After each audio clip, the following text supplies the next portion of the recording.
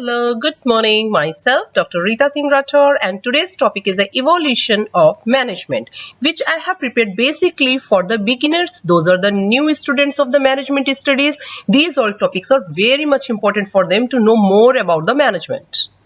So again, before knowing that what is the evolution of the management, we must be connected with the things that what is management, what is the introductory part of the management. So as before I have explained to you all that the management is the process of planning, organizing, leading and controlling resources to achieve organizational goals. So whenever we manage all the things to achieve the goal, it is called management. Now, in an evolution of the management, after knowing the meaning of the management, the main part is the management theories. What are the management theories? So these are the set of the general rules and the guide the managers to manage an organization.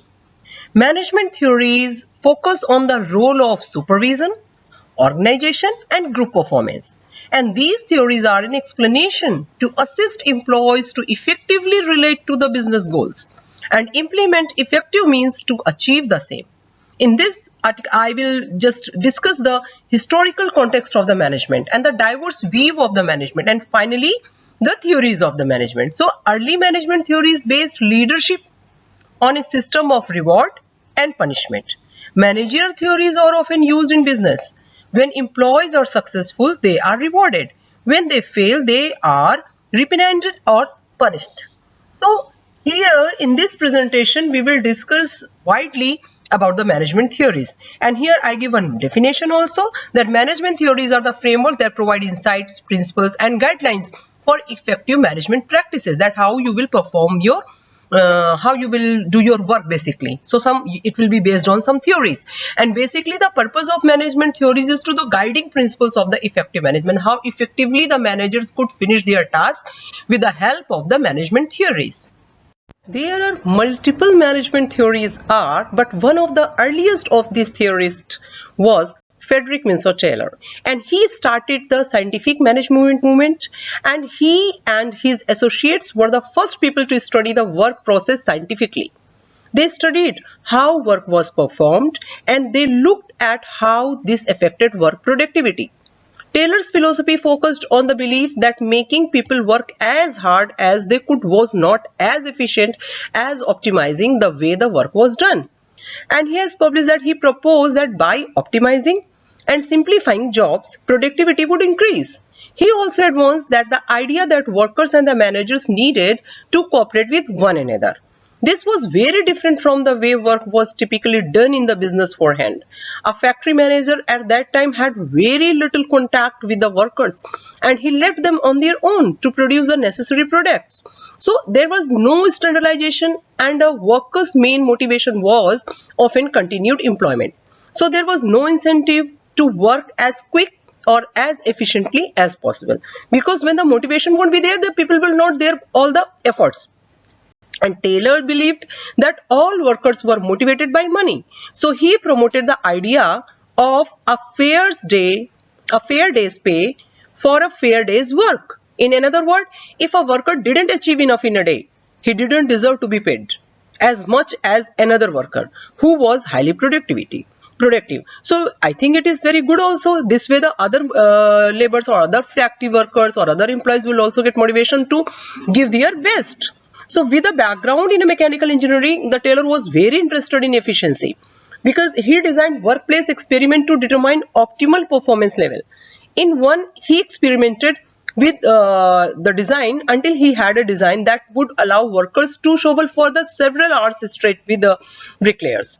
And he experimented with the various motion required and developed a different way to lay bricks.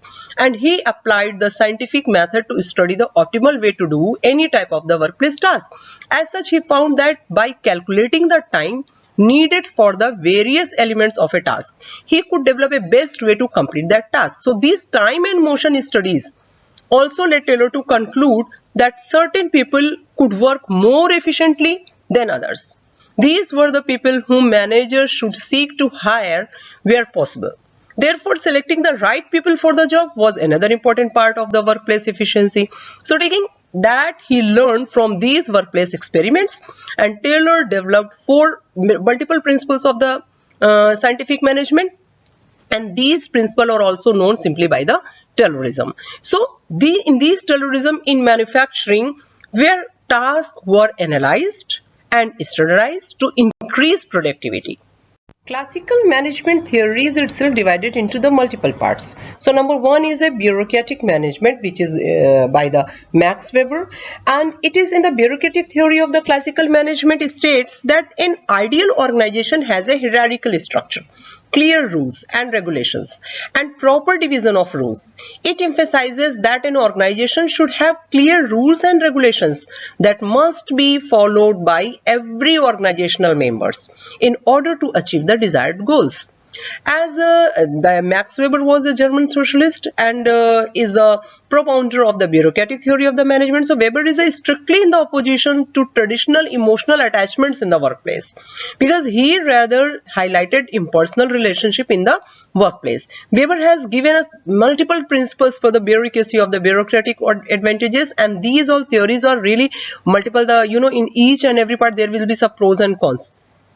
So in the classical management theories, this is the belief of the Max Weber. For example, in the government organization often follow bureaucratic principles with strict regulation and the hierarchy, because every time the employees should think about the goal of the organization. They should focus on the work, not in the relationship, not in any personal sharing anything. Every time there should be the environment which be the relevant to the work only. In the classical management theories, the second part is the administrative management theories, which is designed by the Henry Fayol, James Dee, and the Mooney and the Luther and Giuglussi.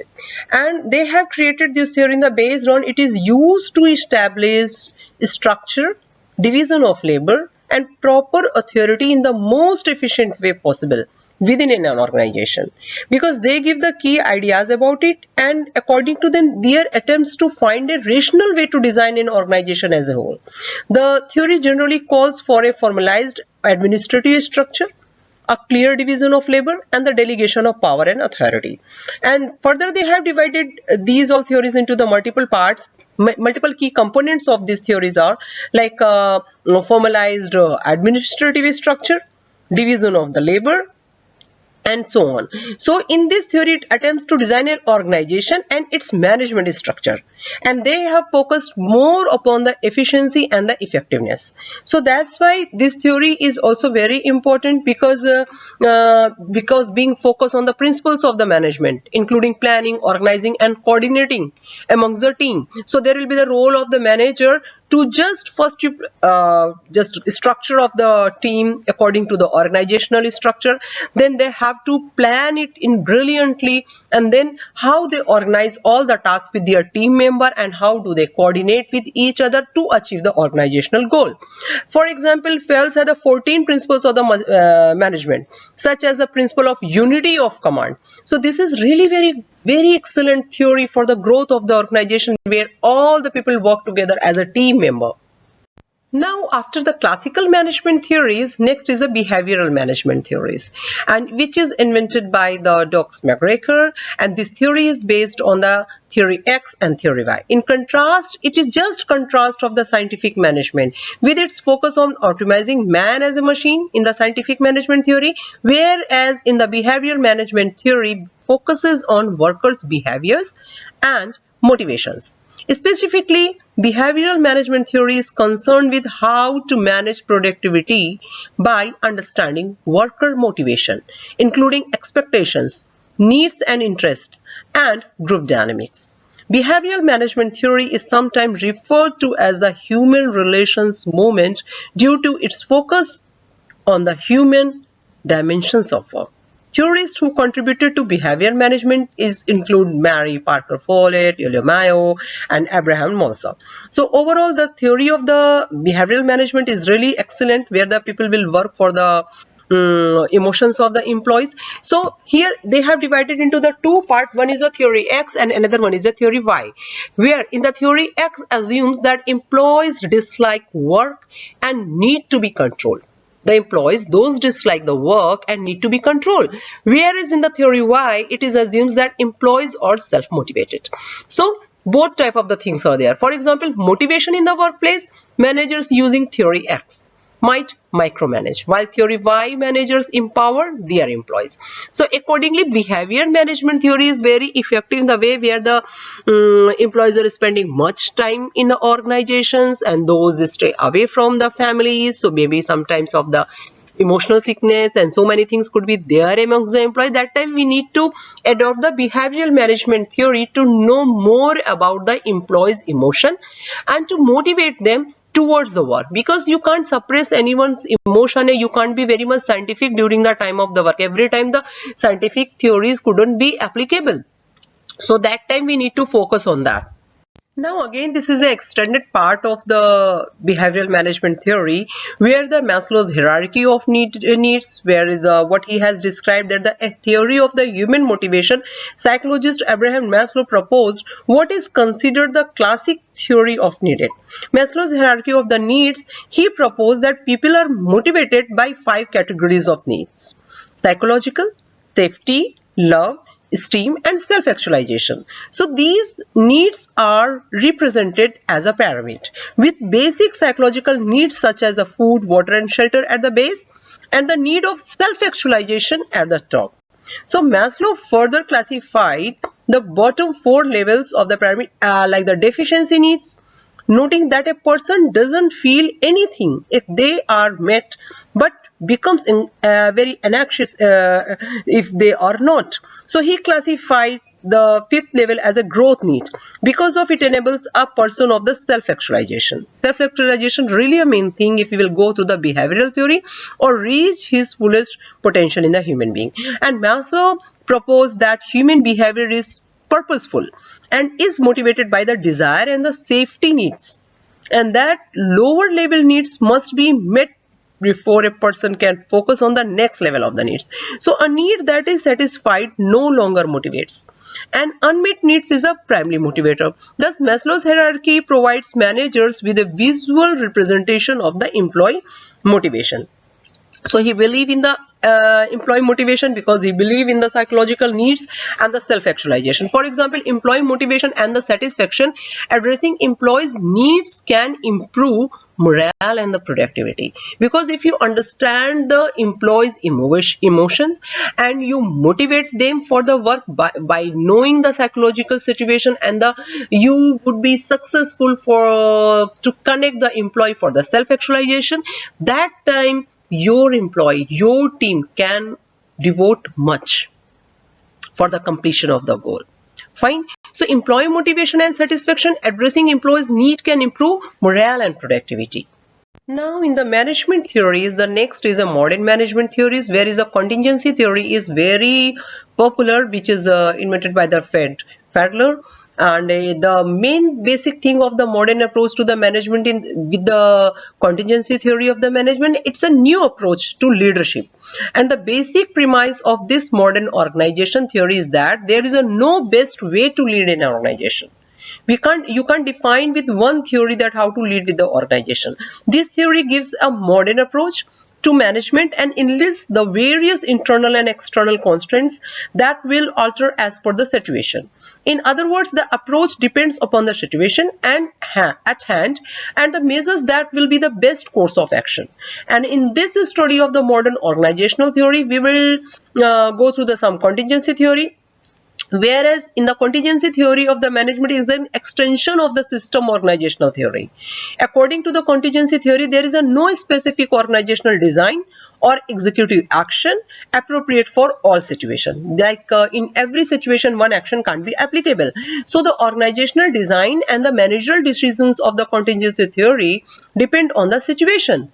That is, whether it is a contingent or the circumstances and the situation. So therefore, the contingency theory is commonly referred to as a situational theory. In the contingency theory considers as the organization a system that comprises several subsystems, such as encompassed in the system's organizational theory. Further, both theories emphasize the maintenance and adoption of the activities for the system survival and growth. So these theories also deal with interdependence, among the elements of the system and the patterns of the relationship. However, for example, leadership style is in the different situation. Adaptive leadership based on the circumstances, that which type of the sentences is there, which type of the challenges or there in the organization. Accordingly, the decision will be taken by the manager. According to the leadership style will be depends on the situation. So basically the contingency theory is based on the situation. You can say that situation based theory to make it more easy. In the modern management system theories, the next is a systems theory. And in the system theory, views organizations as complex interconnected systems with inputs, processes, and the outputs. Like system theory, also known as a system approach, and the system thinking says that these departments are connected and affect each other. Changes in one department can impact the others. The basic logic of this theory is that changes in one department can impact the others. For example, if the sales department increases its targets, it might affect the production department's workload. So these all are the interconnected, and you can say it is based on the understanding a client's unique set of the circumstances, and this can include but not limited to family, friends, school, work, religion, or anything. All of these setting or system have different expectations, belief, and the levels of the influence. And another example you may take like understanding organizations as system, recognizing how changes in one area affect the entire organization. Like if you increase automatically the sale, then we have to focus on the productivity. If you increase the production, then you have to check the raw material. So accordingly, this is the system theory. Now, next business theories are the contemporary approaches. In the contemporary approaches of the management, there is a one theory name that is called a total quality management. So what is a total quality management? Here, total quality management describes as a management approach to long-term success through customer satisfaction. So in a TQM efforts, all members of an organization participates in improving processes, products, services, and the culture in which they work. Like Toyota company, Toyota's implementation of the Cabin system, and a Cabin is a, you know what is a Cabin? They are the physical signal that creates a chain reactions resulting in a specific action. So Toyota used this idea to implement its just-in-time inventory process. So to manage the quality, to improve their quality at Toyota company. So this is a TQM management. Further, in the contemporary approach to management, next theory is the strategic management. What is a strategic management? It's an ongoing planning, monitoring, analysis, and assessment of all necessities in organization needs to meet its goal and objectives. Overall, the every theory is based on to achieve the goals and the objectives. So change in business environments will require organizations to constantly assess their strategies for success. And the strategic management process helps organizations take stock of their present situation, chalk out strategies and deploy them, and analyze the effectiveness of the implemented management strategies. Strategic management strategies consist of the various strategies that can differ in the implementation depending on the surrounding environments, and strategic management applies both to on-premise and mobile platform. And basically, in the concise way, this theory is involves the setting long-term goals, making plans, and aligning resources. For example, strategic planning of Apple company, product launches, and the market positioning. So with the evolution of the management, we have gone through so many management theories, which are their features are the different. We can use all the theories according to the situation, according to the need. So as a conclusion, management is a creative problem solving. And this creative problem solving is accomplished through various functions of the management, like the planning, organizing, leading, and the controlling. And the intended result is the use of an organization resources in a way that accomplish its mission and the objectives.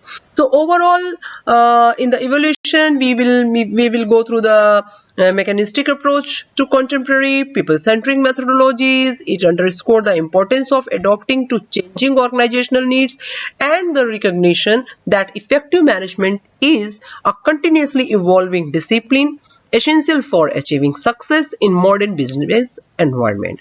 So here like the done with the evolution of the management and being a beginner students and the beginner learner of the management, you must know about that what the management is, what are the main functions and the importance, which I had already explained in the previous presentation. What is the evolution of the management, how they invented so many theories which are based on the management, in even though now every organization is going through these all learning.